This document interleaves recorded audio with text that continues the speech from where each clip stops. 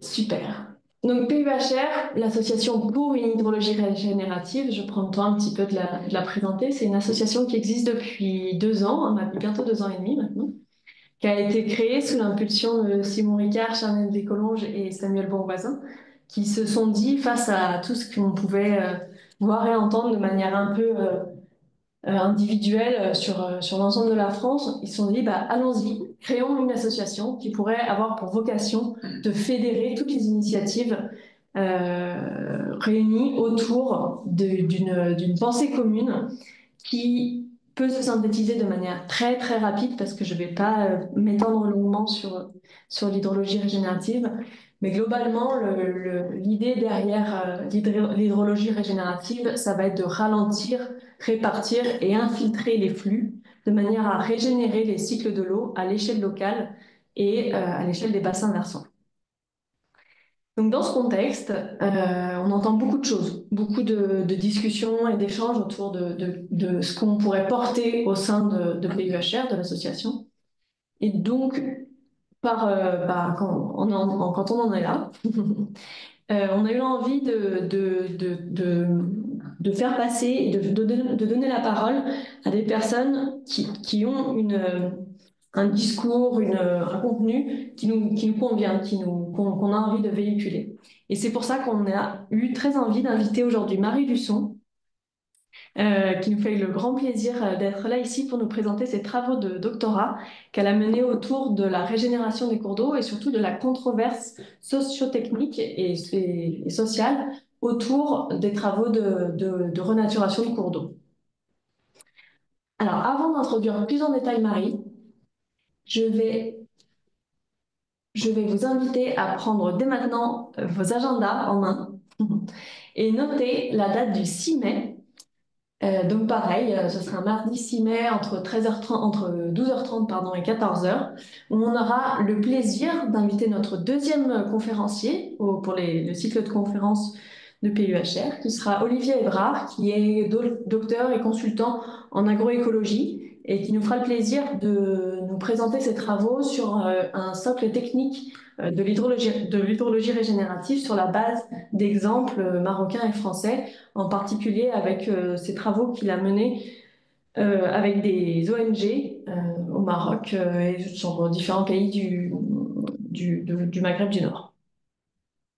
Alors, pour ce qui est de aujourd'hui, donc aujourd'hui, Marie va nous présenter ses travaux intitulés Restaurer des rivières à l'ère de l'Anthropocène, avec des cas d'études sur la Durance, le Vistre, les Gardons et le Drac.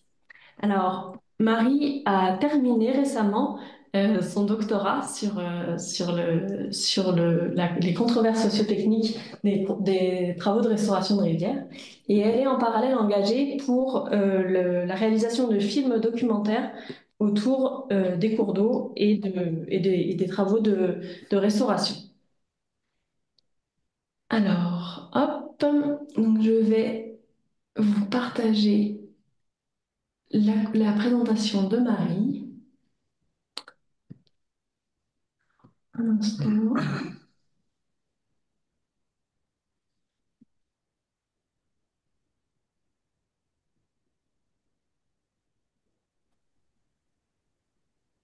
Petit instant technique. Hop, voilà.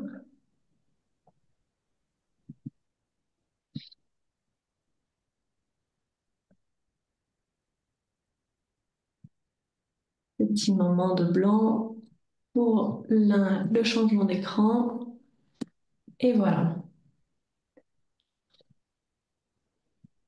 Alors, est-ce que vous pouvez me confirmer que vous voyez la présentation de Marie?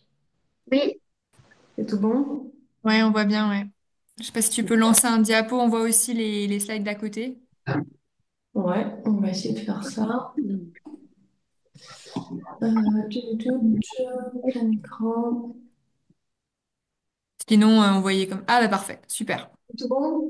Ouais, Marie, c'est tout bon pour toi? Oui, c'est bon pour moi. Est-ce que vous m'entendez bien tous? Nous, on t'entend parfaitement. Ouais, on Et puis, c'est t'entend. bon pour Ouais. vous? Top, super. Je peux commencer. Eh bien, c'est parti. Tu as le micro jusqu'à 13h30. Génial.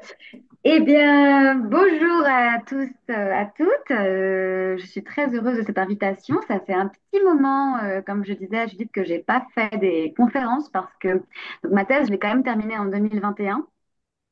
Elle date un petit peu parce qu'à la suite de ma thèse, donc j'ai réalisé un film sur la question de la restauration qui s'appelle Méandre la rivière inventée. Puis depuis, je suis dans un processus vraiment entre film documentaire et recherche. Mais je suis très heureuse de vous partager mes résultats de thèse aujourd'hui parce que particulièrement, je trouve qu'il y a des choses qui bougent. Et je trouve que c'est intéressant de peut-être à la suite de la présentation d'en discuter et de voir un petit peu comment ça évolue et comment ce travail ethnographique, moi, je vais développer, hein, va peut-être expliquer comment on en est arrivé à des nouveaux rapports à la restauration aujourd'hui, mais aussi sur quels sont un peu les préalables et ce qui est nécessaire, les freins, les leviers pour mettre en place des projets de restauration. Alors, je vais commencer, donc j'ai pas beaucoup de temps. Je vais commencer par une introduction un petit peu générale et aller rapidement à mes quatre cas d'études de thèse, donc la Durance, le Vistre, les Gardons et le Drac. Juste pour me présenter quand même, donc ma discipline, c'est la sociologie des sciences. Donc, je m'intéresse, donc je suis une sociologue, mais je m'intéresse aux pratiques techniques et scientifiques. Et donc, ce sera vraiment dans cet axe-là que je vais vous présenter mon travail. Alors, peut-être la première slide, enfin la première, Ouais. hop, clic. Donc, je n'ai pas la main Et dessus. c'est bon pour toi? Normalement, Oui, ça... super, Top. c'est parfait. Alors, je ne pense rien vous apprendre en vous disant que le fonctionnement et l'état des rivières a été profondément modifié et altéré, non seulement des pollutions multiples, mais aussi l'ensemble des interventions anthropiques, donc des constructions de digues pour protéger les crues, les barrages pour produire de l'énergie, la chenalisation pour la navigation, l'extraction de gravier en rivière. Bref, tout ça amène qu'en Europe, 60% des masses d'eau n'atteignent pas un bon état écologique et 99% des surfaces de ripiscibles d'Europe, plus de la moitié des zones humides ont disparu durant le dernier siècle. Or, la restauration écologique a été identifiée et reconnue comme une solution technique en vue d'améliorer les écosystèmes aquatiques. Donc, juste rapidement une définition, qu'est-ce que c'est? Selon l'écologue James Aronson, il s'agit du processus assistant la régénération des écosystèmes qui ont été dégradés, endommagés ou détruits. Donc, je le cite, un écosystème réparé serait intègre, en bonne santé, conservant une capacité à s'auto-organiser et un potentiel à se maintenir seul tout en restant dynamique. Ainsi, il se ferait sans intervention ni manipulation. Donc, c'est une proposition de définition, mais on voit bien qu'il y a il y a dès le départ dans la définition un problème, un paradoxe, c'est que évidemment peu de systèmes écologiques dégradés atteignent ce niveau et donc on voit bien que la restauration va toujours être partielle. Rapidement, encore une fois, j'ai mis quelques exemples. Derrière le terme de restauration, bon, il y a d'autres termes, revitalisation, renaturation, je ne rentre pas dans les détails parce que là, j'ai envie d'aller directement au terrain. Mais voilà, effectivement, ça peut être plein de projets, ça peut être les plus interventionnistes au plus en retrait, des plus ostentatoires au plus discrets. Là, voilà, ça peut être très bien du reboisement, ça peut être la réintroduction d'espèces, ça peut être la création même d'espaces un peu de, de, de loisirs, ou même, alors là, vous voyez plutôt ce qui m'intéresse moi particulièrement, c'est la restauration hydromorphologique avec un cas de reméandrage sur avec le tractopelle. Donc, si le constat d'une action est partagé, la pluralité des approches entraîne lui aussi un certain nombre de controverses. Alors, des controverses sociales, publiques, c'est pas ma spécialité, mais il y en a clairement. Je vous renvoie plutôt aux travaux de Marianne Germaine. Donc, il n'y a pas un rapport à la rivière, mais des expériences et des cultures plurielles. Donc, on imagine bien que les agriculteurs, les gestionnaires, les naturalistes ne font pas l'expérience de la même rivière, n'auront pas les mêmes attentes. Donc, on sent déjà les potentielles controverses. Mais aussi, ce n'est pas qu'une question donc, sociale, c'est aussi une question technique. Parce que, il n'y a évidemment pas une solution unique de restauration pour une même rivière.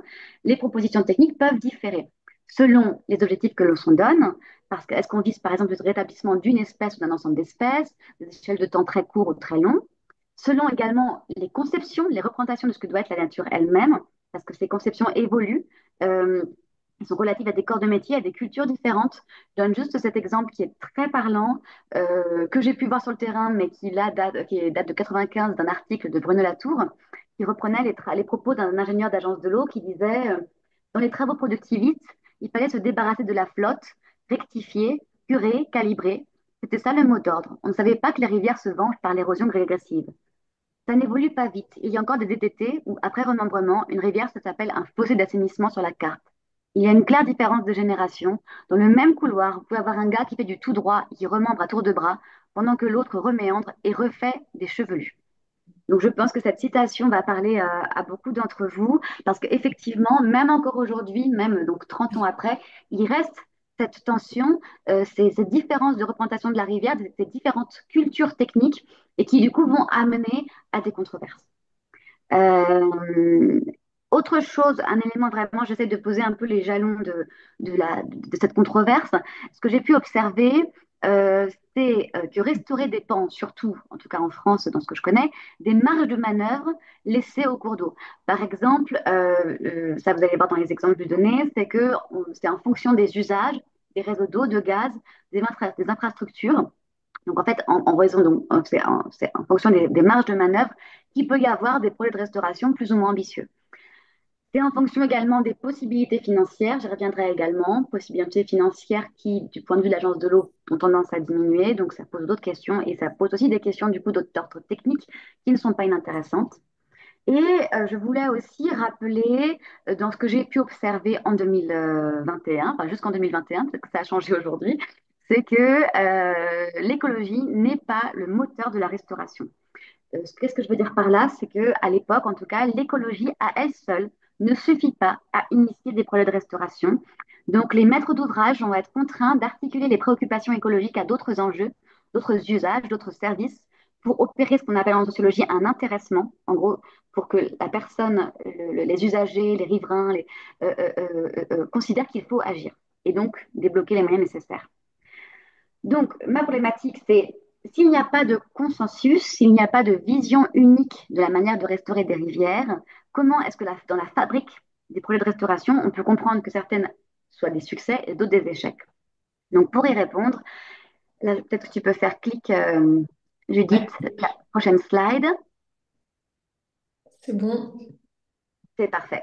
J'ai mené une ethnographie comparative et descriptive sur la base de 90 entretiens qualitatifs, entre 80 et 90, et la consultation d'archives autour de 4 projets de restauration hydromorphologique. Bon, je pourrais expliquer après pourquoi hydromorphologique, mais concrètement, c'est parce que c'est là où il y a le plus voilà, on va toucher aux fonctionnalités des milieux, c'est ça qui m'intéressait. Ces projets ont été pris à des stades d'avancement et d'intervention divers, où chacun vient détailler une approche singulière de la restauration. Donc, d'abord, je vais commencer par la Durance, comme rivière sous contrôle, puis je passerai sur le Vistre, avec sa recréation ex nihilo, le Gardon comme choix de non-restauration, de non-intervention, et le Drac comme cas de vitrine exemplaire. Donc, tu peux encore passer si tu veux, Judith. Le premier cas, la Durance.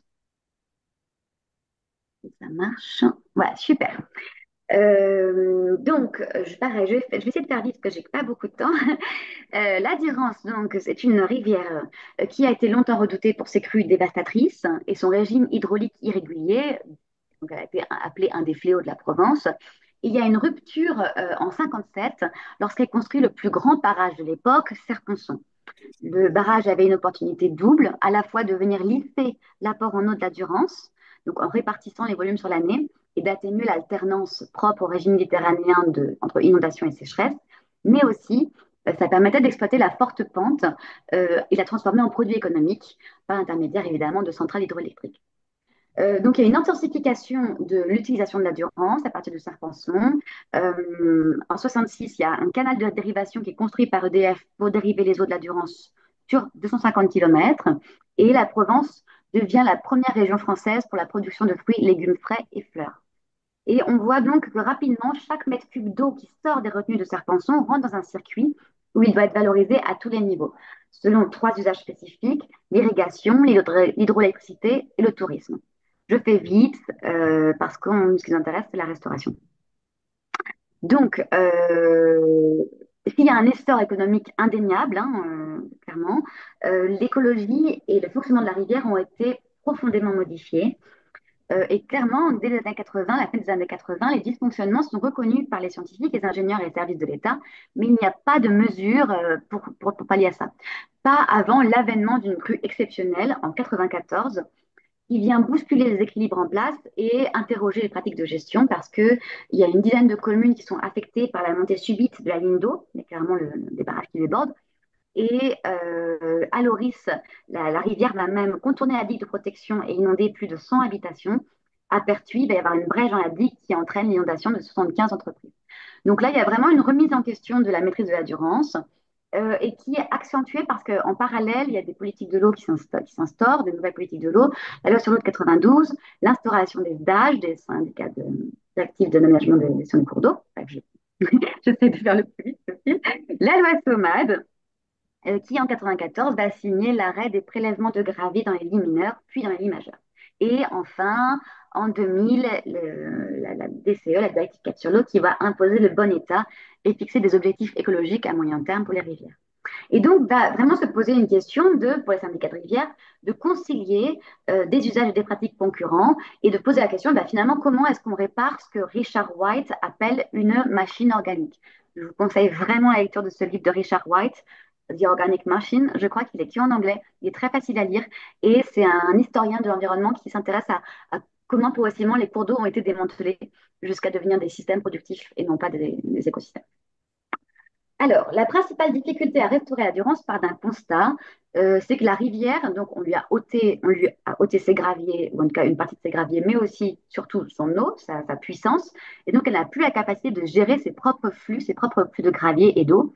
Et donc, on se rend compte que plus le milieu est artificialisé, plus il impose des moyens et des techniques de contrôle élaborés.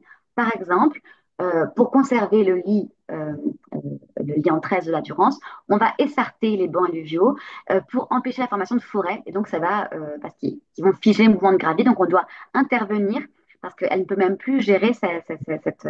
Enfin, voilà, concrètement, le lit de la Durance se végétalise parce qu'il n'y a plus de crue. Euh, je peux être cette citation du directeur d'études du SMAVD qui m'avait dit, quel que soit notre mode d'action, on n'arrivera pas à revenir à quelque chose comme la nature, sorte de vraies crues morphogènes. Elles remplissent certains sons, la messe est dite, les crues n'existent plus. On fait des essais sur les affluents moins aménagés qui ont conservé des crues. Mais il y a des limites à la capacité de l'homme à compenser des trucs qu'il a fait ailleurs. Notamment, si on prend des matériaux dans une terrasse et qu'on les met dans le lit, ce n'est pas comme si les matériaux avaient suivi un chemin naturel. On pourrait même s'amuser à faire un paysage au bulldozer qui ressemble à une rivière en tresse. On n'aurait pas réussi à mettre en place la banque de graines, des équilibres. Donc, une des difficultés opérationnelles, c'est que pour imiter une rivière, pour réellement opérer une restauration dans le sens d'un retour à une fonctionnalité, il faut pouvoir se reposer sur la rivière elle-même. Ça, c'est vraiment une chose importante. Or, tant qu'on ne remet pas en cause le modèle agricole et industriel, on est face à une impasse parce qu'on ne peut pas faire nature à la place de la nature. Donc, on comprend que plus une rivière est dégradée et limitée dans ses mouvements, moins elle offre de capacité à être restaurée. Donc, je vois trois voies. La première option, c'est de considérer que la Durance est une rivière sacrifiée qui appartiendrait définitivement à la catégorie de l'artificiel et du machinique. La deuxième option, c'est le démantèlement. Bon, là, clairement, ce n'est pas vers là où on va, parce qu'il faut un grand nombre d'alliés pour ce genre de démarche, et que pour l'instant, on voit davantage le maintien vers le développement de l'activité que l'inverse. Et donc, pour le syndicat de la Durance, qui n'est pas dans cette radicalité, il y a une troisième voie, c'est celle de restaurer par touche sur des tronçons limités de la rivière en se concentrant sur certaines interactions biotiques et ce que j'appelle un ravaudage, c'est le terme de rapiessage. Donc, dans le cas de la Durance, il n'est pas concevable de penser à un réensauvagement de la rivière, mais plutôt de trouver dans les espaces laissés, dans les interstices, des manières d'instiller de la vie et du mouvement. Donc, ça déplace le sens donné au projet de restauration, qui n'apparaissent pas sur la Durance comme des interventions indépendantes, efficientes en elles-mêmes, mais sous la forme d'une activité de réparation permanente. Alors, tu peux cliquer, Judith, je donne juste deux exemples rapides. Ça marche. Quelles sont ces marches sur la Durance? Alors, ça va être par exemple les gravières, donc l'ironie du sort, les fosses d'extraction des graviers, des carrières, où on va essayer d'encourager le maintien et le développement d'une faune et d'une flore multiples. Ou alors, là, vous voyez à gauche l'installation d'îlots artificiels pour des structures flottantes qui vont créer des habitats sur le lac de Serpenson pour imiter des zones afrières. Ou enfin, un cas peut-être un peu plus intéressant d'un point de vue hydromorpho, c'est le cas de recul des digues. Parce qu'en fait, les digues qui sont reconstruites régulièrement vont être reculées de 100 à 200 mètres et de nombreux épis vont être arasés, pardon, afin de laisser davantage d'espace de fonctionnement à la rivière. Ce qui fait qu'entre 1996 et 2014, la Durance a récupéré plus de 40% de son lit actif sur 10 km, des zones qui avaient été abîmées par la crue. Et donc, la politique d'aménagement en retrait va présenter de nombreux avantages. Ce ne sont pas que des avantages écologiques. Encore une fois, on voit cette logique de ça doit avoir d'autres avantages que seulement écologiques. Écologique, donc parce que la rivière retrouve de l'espace de mobilité. Sécuritaire, parce qu'elle diminue les risques de rupture d'ouvrage et de surverse. Mais aussi économique, parce que plus les digues sont avancées, plus l'eau vient abraser la structure et là, il faut l'entretenir. Alors que donc le recul d'une digue, c'est estimé en termes d'entretien à 2 millions d'euros. Pardon, il y a 2 millions d'euros de travaux pour reculer une digue, alors que le renforcement des ouvrages coûte en moyenne 12 millions d'euros. Et donc, on voit avec ce premier cas, celle de la Durance, le cas d'une rivière désassemblée, fragmentée, entre des intérêts contradictoires, où les gestionnaires vont voir leur marge de manœuvre très réduite. Et donc, ça pose question, est-ce que les obstacles à la restauration s'exercent pareillement sur toutes les rivières massivement anthropisées? Et donc là, je vais parler d'une deuxième rivière qui a été très modifiée, c'est le Vistre. Donc, clic. Et je suis arrivée au Vistre parce que c'était un. Je dis, tu peux cliquer, Judith, hein, sur le PowerPoint. Et je suis arrivée au Vistre. Ça marche pas. Ah, si, ça marche. Parce que vraiment, tout le monde, tous les services de l'État que je rencontrais, les gestionnaires, les techniciens, me parlaient du Vistre. Alors, le Vistre, c'est une ancienne, on est sur une ancienne plaine humide au sud de Nîmes qui a été drainée à partir du XVIIe siècle, pardon, pour constituer un chenal unique et qui va progressivement devenir un canal d'évacuation des eaux usées jusqu'aux années 80-90, où il va être reconnu comme une des rivières les plus polluées de France quand même, hein. Alors, pourquoi une des plus polluées de France? Parce qu'il y a un phénomène très fort de tropisation. Il faut savoir que 90% de l'eau du Vistre provient d'apports extérieurs, notamment les eaux usées du bassin, mais aussi il y a une proximité forte avec les parcelles agricoles. On est en pleine zone agricole, hein, avec un rejet diffus ou direct d'épandage de pesticides. On a également donc la transformation de cette plaine humide en canal. Donc finalement, d'un petit chenal, on a eu un lit disproportionné. Et donc le mince filet d'eau qui reste tend à ralentir et à être sensible au réchauffement. Mais aussi parce que à la fin des années 80-90, il n'y avait plus du tout de ripisylve au bord du cours d'eau. En 92, le premier stage RMC va désigner le Vistre comme un bassin prioritaire au titre de son eutrophisation et dès lors va être engagé un processus de restauration. Donc c'est un des premiers, vraiment historiquement en tout cas dans le bassin sur lequel je travaillais, RMC, c'est vraiment un des premiers espaces d'expérimentation. Or, comment est-ce qu'on peut restaurer un milieu créé par l'homme? Parce qu'effectivement, on ne peut pas retourner en arrière sur un territoire qui est aujourd'hui très actif, très densément peuplé. On est proche de Nîmes. Et en plus, où il n'y a pas de résilience de la rivière possible parce qu'il y a une très faible pente qui empêche toute dynamique morphologique avant des milliers d'années. Cet aspect-là n'est pas non plus j'en parlerai pour les gardons, c'est vraiment un élément qui est important à prendre en compte. C'est aussi qu'est-ce qu'il y a comme résilience. Donc, le seul modèle possible va être le système vivant lui-même. Et les ingénieurs écologues et les morphologues mandatés par le syndicat de rivière vont mettre en place un processus itératif où on va étudier les milieux, tester les techniques, observer les résultats et recommencer. Donc là, ça a commencé en 2000, donc depuis plus de 20 ans. Le Vistre est un laboratoire où on prend comme modèle le système vivant lui-même et on essaye de voir ce que Tony Bradshaw, l'écologue, appelle un test à l'acide, de voir qu'est-ce qui marche, qu'est-ce qui ne marche pas. Parce qu'il n'y a plus rien à sauver du Vistre, qui est devenu un canal abiotique. Les ingénieurs et les gestionnaires se servent de l'espace pour opérer une mise à l'épreuve, une expérimentation in vivo des connaissances de l'époque. Ça, c'est pour les ingénieurs, mais c'est aussi pour l'agence de l'eau vraiment une vitrine pour des projets futurs. Donc, le premier porteur du projet me disait, si on démontrait que c'était possible de faire quelque chose sur le Vistre, qui était vraiment dans un état horrible, c'est qu'on pouvait le faire partout ailleurs. Donc c'était vraiment pour l'Agence de l'eau qui commençait une démarche de restauration des milieux sur le bassin RMC. C'était vraiment voilà, cette question de démonstration. Donc entre 93 et 2002, il y a beaucoup d'études. D'abord, qui se concentrent d'abord sur la ripisylve, et puis au début des années 2000, certains le savent peut-être, il y a vraiment une ampleur du mouvement de l'hydromorphologie fluviale, où le cours d'eau va être pris dans son ensemble. Et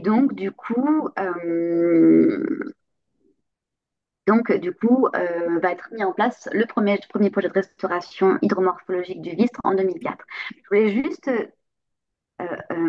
vous dire que ce n'est pas non plus une page blanche absolue parce qu'effectivement, il y a des réseaux d'eau potable, de gaz, ce que je disais tout à l'heure, des infrastructures et des sites archéologiques. Et c'est entre ces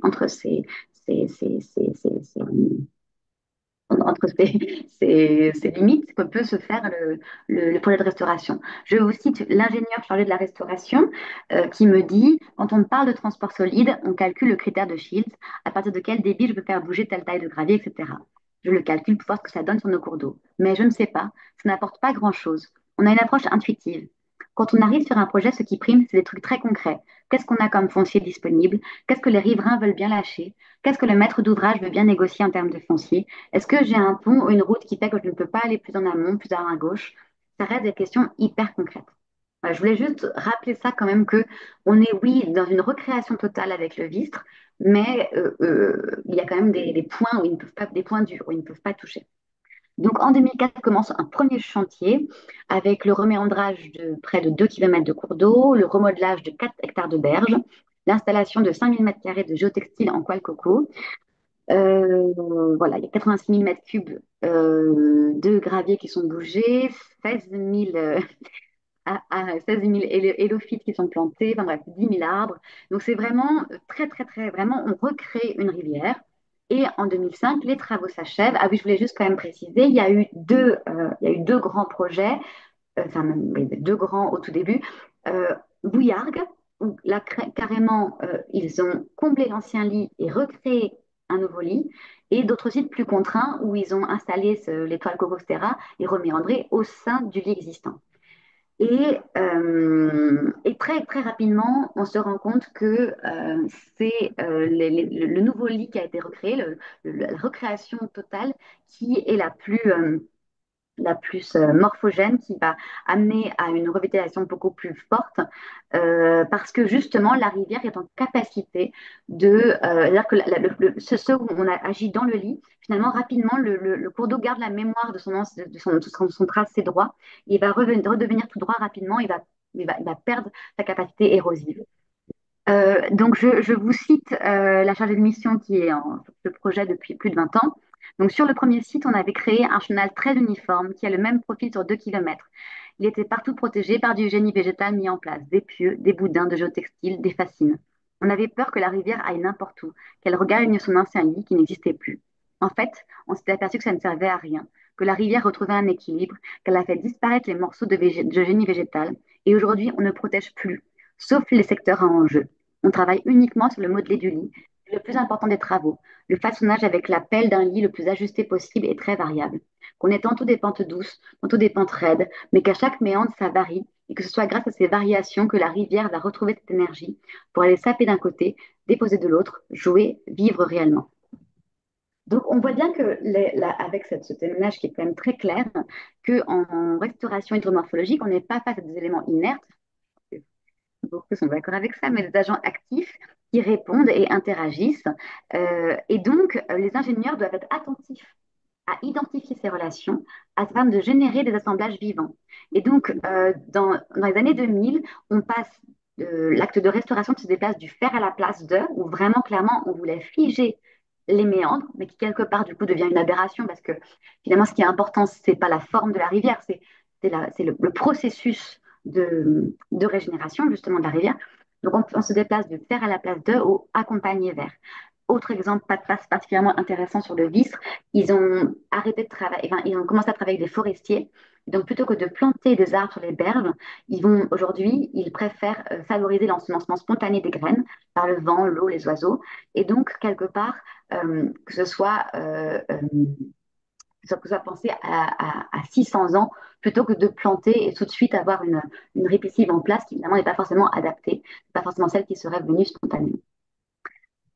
Alors, bon, j'ai quand même des limites à cette opération qui est quand même aujourd'hui très connue. Bon, évidemment, ce ne sont pas tous les travaux du syndicat. Aujourd'hui, les études hydrauliques du syndicat du Vistre restent prédominantes. Il y a une digue qui est détruite, elle est reconstruite. Mais aussi un autre point important, c'est que les travaux sont extrêmement coûteux. Il faut compter pour ce type de restauration 1 million d'euros du kilomètre restauré. Et ça a été permis que grâce au fort soutien financier de l'Agence de l'eau, qui a 90% des premières années, et plus récemment, c'est permis, c'est un peu ironique, mais par l'urbanisation croissante de Nîmes, où en fait la séquence ERC, éviter, réduire, compenser, va donner des opportunités au syndicat de risque parce que les aménageurs sont contraints de financer des actions de compensation. Et donc, la restauration du Vistre n'existe que aujourd'hui que parce que finalement on est en train d'artificialiser et de détruire ailleurs, quoi. Donc c'est quand même assez paradoxal. Autre élément important, et j'aimerais bien, s'il y a besoin d'en parler, ça je veux bien en parler, je pense que c'est très important, c'est que si c'est vraiment vu comme un succès, ça ne l'est pas par tous et notamment pas pour tous les riverains, euh, parce qu'effectivement, ça amène des embâcles. Il y a un castor qui s'est installé, qui est très mal vu par les agriculteurs qui sont riverains. Euh, donc, l'équipe verte du syndicat de rivière essaye d'arbitrer entre une intervention directe, retirer les débris, les bois morts, ou une projection à long terme. Mais aussi, il y a certaines espèces comme le sanglier, qui est considéré par la Chambre d'agriculture comme le véritable fléau dans le département du Gard, qui va du coup s'installer là où il n'a jamais été parce que là, la ripisylve va créer des abris et donc ça peut créer des grosses tensions entre les milieux écologiques et entre les gestionnaires et les habitants. Euh, Est-ce que tout va bien? Je continue parce que du coup, je regarde pas si je vous Alors, vois. il te reste une bonne vingtaine de minutes. Oui, c'est parfait. Ça te va? C'est parfait. Top. Donc c'est bon, vous m'entendez bien, je continue. Tout va bien, on est Donc toujours tu là, peux on passer à la t'écoute. suite. Tu peux passer à la suite. Je me suis dit- J'avoue que je me rappelle. Ah bah voilà, bah, vous voyez donc voilà, parfait, parce que je me rappelle plus ce que j'avais mis dans le PowerPoint. Donc là, vous voyez l'ancien lit qui a été assemblé. Enfin, je montre mon écran, mais vous voyez rien. Je voyais pas mon doigt. Voilà, on voit clairement les nouveaux méandres, le nouveau tracé du lit et l'ancien lit qui a été comblé. Voilà, c'est assez explicite. Et donc, voilà. Ça a été quand même le Vistre, quand même, il y a quasiment la moitié du Vistre qui a été restauré. Donc, c'est vraiment le laboratoire le plus étonnant en France. Est-ce que tu peux passer à la suite encore, Judy? Ouais. Donc, j'arrive à mon troisième cas d'étude, qui n'est pas du tout la même histoire. Ah, c'était encore Là, on est encore le- sur le vice. voilà. Donc, on voit, voilà, tu peux encore passer. Je me rappelle plus ce que je t'avais envoyé comme Et PowerPoint. ouais. Voilà. Non, non, mais Super. ça regarde. Donc on est sur le gardon d'Anduze. Je m'intéresse là. En fait, je suis arrivée à. Bon, pardon, je vais peut-être repartir sur la date. Donc, ce que vous voyez là sur cette photo, on voit la roche-mère du gardon d'Anduze, parce qu'en fait, 13 millions de mètres cubes, 13 millions de mètres cubes ont été prélevés du lit et des terrasses entre 58 et 93 donc au sortir de la guerre, pour construire des routes et des bâtiments, ce qui correspond sur le Carnet d'Anduze à 1000 ans d'apport sédimentaire pour la rivière, 1000 ans. Et on a un phénomène d'incision généralisée sur 7 km avec des berges déconnectées et donc de l'eau qui court sur la roche-mère, qui est évidemment une dalle calcaire non propice au développement biotique. Et ce qui est très intéressant, c'est que lorsque j'ai choisi ce terrain, il y avait le gros projet de remettre l'équivalent de 200 ans de transport sédimentaire, 2 millions de mètres cubes, dans le lit de la rivière. Donc moi, j'avais commencé ma thèse normalement sur ce projet d'ailleurs. Et donc j'arrive à La Réunion. Mais au premier comité de pilotage, il est décidé tout de suite de ne pas intervenir et d'attendre plutôt 200 ans que la rivière retrouve ses graviers spontanément, plutôt que de mobiliser ses graviers. Et donc, il y a une controverse ici, c'est que déjà, à partir de quel moment on décrète qu'il y a urgence à agir ou pas? Est-ce que les calculs sont corrects lorsque le bassin évolue en permanence? Ça pose aussi des questions politiques et financières. Est-ce que le projet a été abandonné pour des questions écologiques, mais aussi surtout parce qu'il y avait un manque de portage politique? Donc, je vais aller rapidement sur le cas du Gardon, parce que je n'ai pas beaucoup de temps.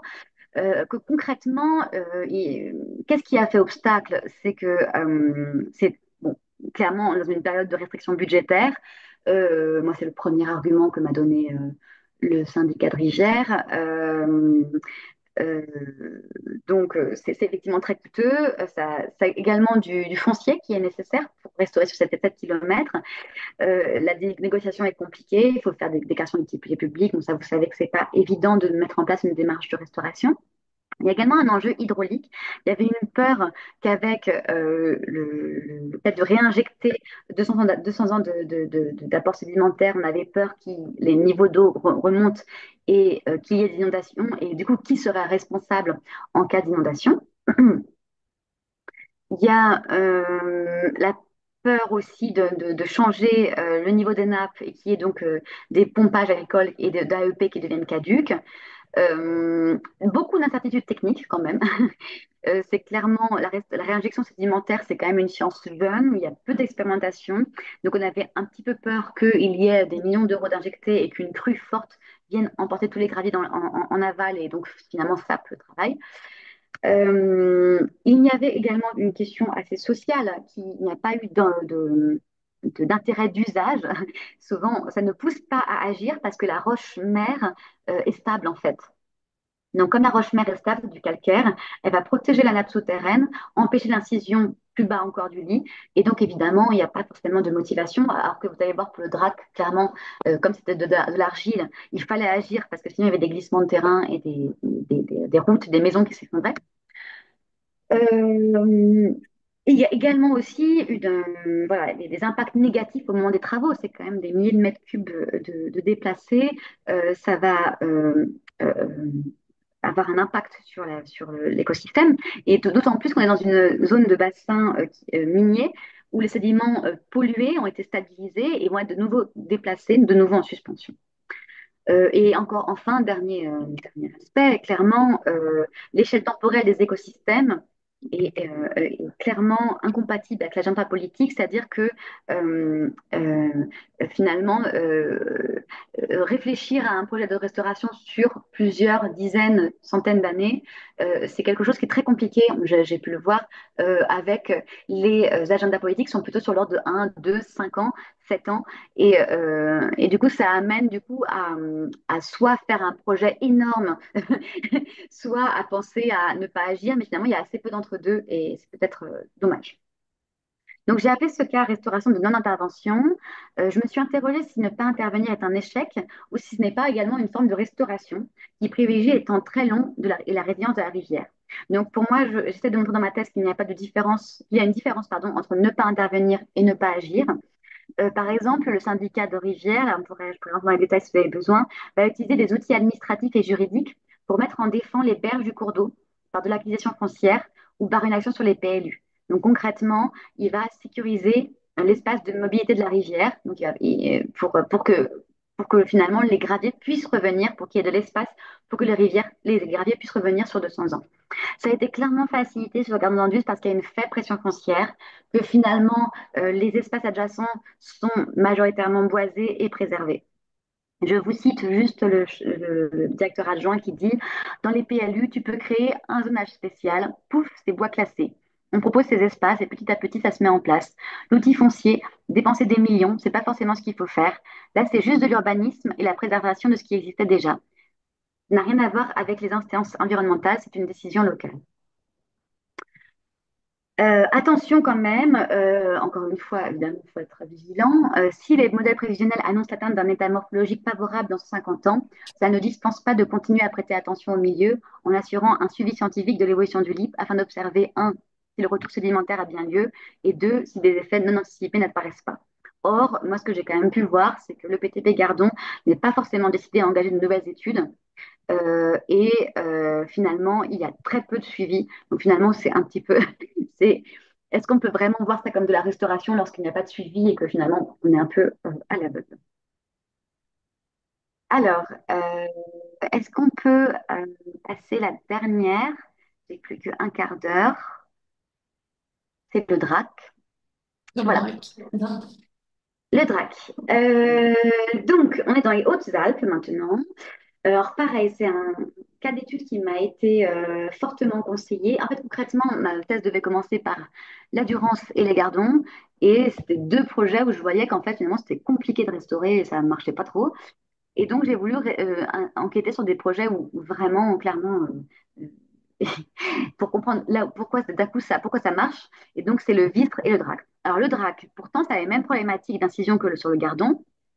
Mais sauf que quand je suis arrivée, moi, pour enquêter, je voyais que eux, ils avaient réussi à faire le plus grand projet de réinjection sédimentaire d'Europe avec le déplacement de 450 000 mètres cubes de gravier sur près de 4 kilomètres en 2013.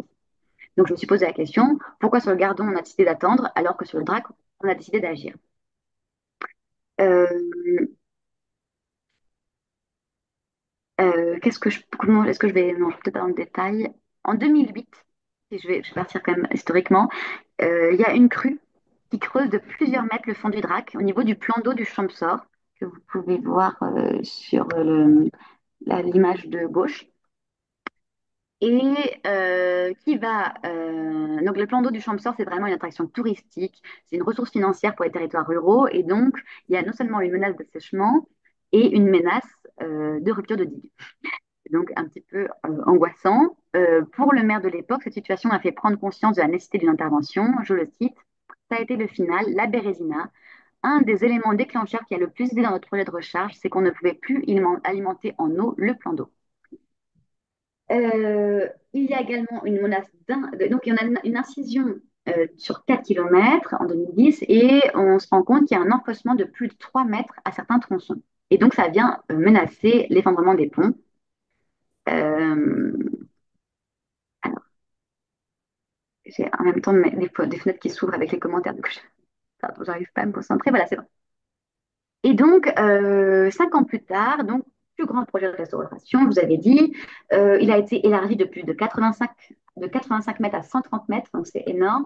Il a été rehaussé de 3 mètres et donc il y a 900 000 tonnes de matériaux qui ont été mis sur les 7 kilomètres du projet. Et alors, du coup, qu'est-ce qui se passe? Comment ça se fait qu'il y a des dysfonctionnements morphologiques et des propositions techniques d'un côté et de l'autre, un abandon? Pourtant, il y avait les mêmes réticences de départ, hein. En 2010, lorsque le bureau d'études propose une réinjection de 400 000 mètres cubes de gravier dans une zone, quand même pour le rappeler, historiquement, c'est une zone d'extraction de gravier à l'époque, il y a un rejet massif des élus qui menacent les porteurs d'être envoyés à l'hôpital psychiatrique de Laragne. Ça va complètement à l'encontre de ces pratiques d'extraction historiques qui ont fait la richesse du territoire. Et donc, dépenser 5 millions d'euros pour remettre dans le lit des graviers qui auraient pu être utilisés, on ne peut plus avec la loi SOMAD, mais qui auraient pu être utilisés pour être valorisés, c'était aberrant et même scandaleux. Alors, quelles sont les différences? La première différence, pourquoi ça a marché, c'est que contrairement au gardon, le substrat du drac est constitué d'argile meuble. Donc, avec, vous voyez le plan d'eau, il y a une contraction du lit. Comme c'est de l'argile meuble, ça vient saper et donc l'incision va être très rapide et va menacer directement la sécurité des biens et des personnes. Donc, il y a rapidement là ce qu'en sociologie on appelle un problème public. Un problème public, c'est le fait en fait, pour que les gens agissent, il faut que une action, quelque chose, soit reconnu comme un problème. Je donne un exemple. Si personne ne voit de problème à ce que les rivières s'incisent, on ne va pas agir pour empêcher cette incision.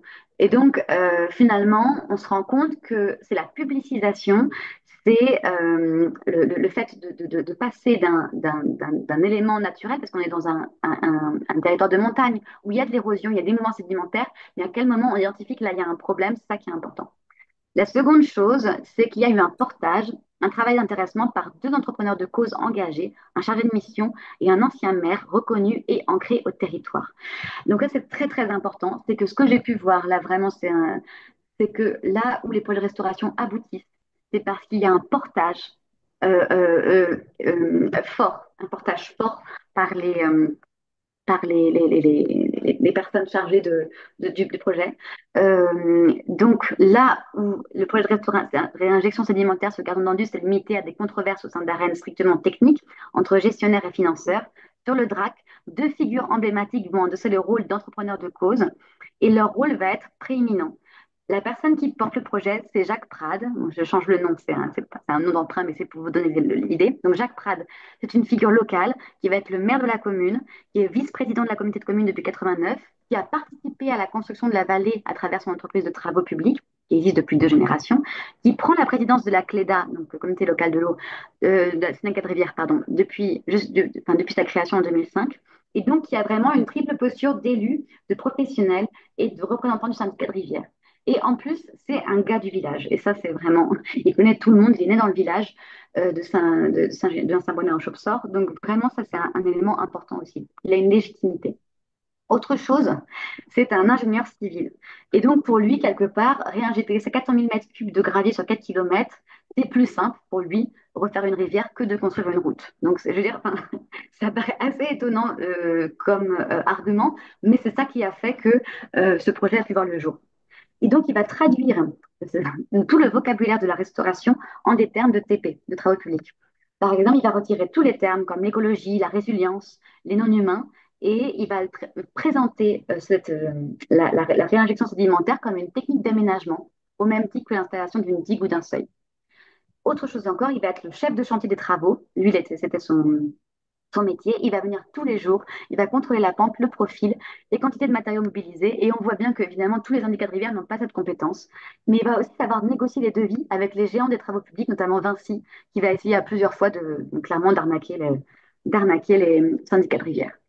Et il travaille en complémentarité avec un ingénieur expérimentateur qui est salarié du syndicat, qui est géomorphologue, alors que souvent c'est des hydrologues, et qui va vraiment faire une collaboration avec l'élu. Autre point important, je pense, à savoir pour les porteurs de projets, c'est que, on revient encore à cette idée de c'est pas l'écologie qui fait le moteur, c'est qu'ils ont réussi à trouver un intérêt au projet pour chacun, à répondre aux intérêts particuliers.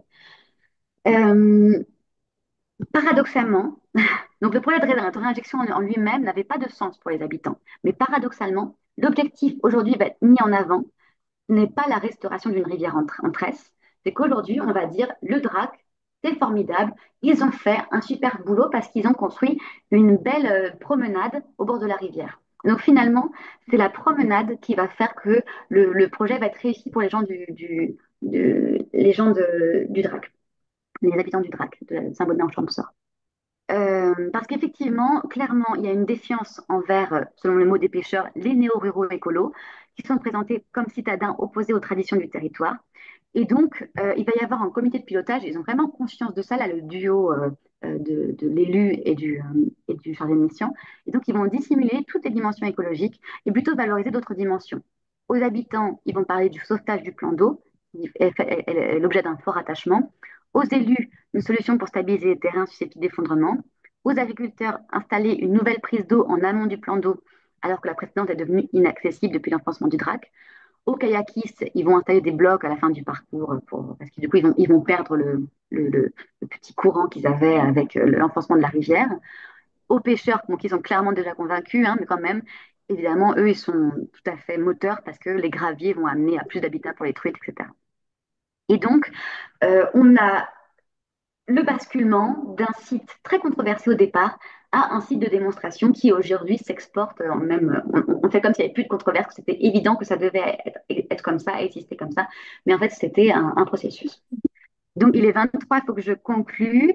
Donc, pour résumer, les quatre restaurations que j'ai pu observer sont porteuses de quatre grands enseignements qui se retrouvent à des degrés divers dans tous les projets.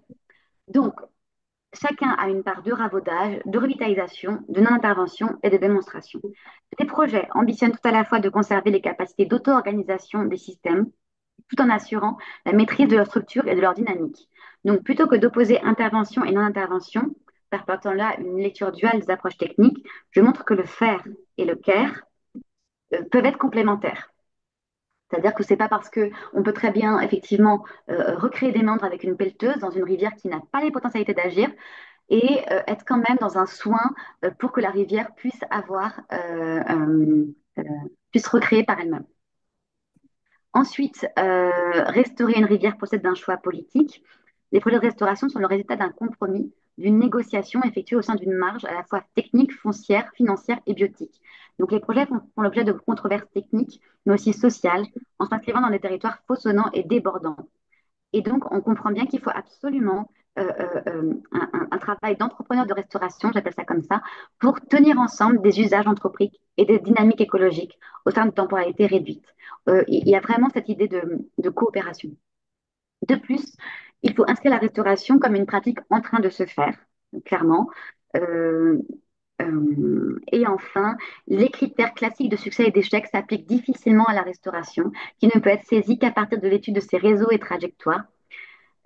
Parce qu'effectivement, c'est compliqué de regarder un projet tel quel. Il faut arriver à comprendre comment il a pu émerger. Parce que si les rivières sont plurielles, les processus qui visent à les réparer le sont également. Voilà. Je voudrais, j'ai terminé pour ma présentation. Je voudrais juste rajouter. Ah, pardon, j'ai oublié de te. C'est tout Pardon, bon, j'ai oublié de j'ai te. adapté.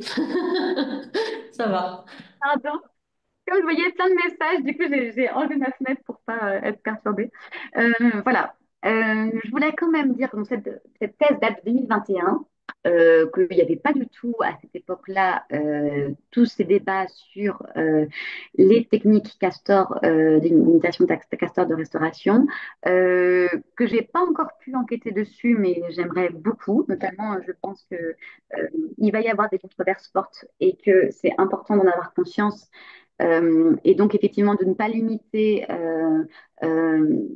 cette question à un problème technique, mais aussi à bien l'ancrer dans les territoires et dans les controverses que ça peut susciter. Je pense que c'est très important. Et voilà, je suis ouverte à à plein de questions. Je vois qu'il y a plein de... Top. Ouais, merci beaucoup, beaucoup Marie. C'était vraiment super riche là, avec tous ces exemples. On a quand même on a un vrai panorama, on a un peu un éventail de ce qui peut être possible, mais c'est sûr que c'est à chaque fois différent. Sur tous les cas d'études, on a toujours des cas différents.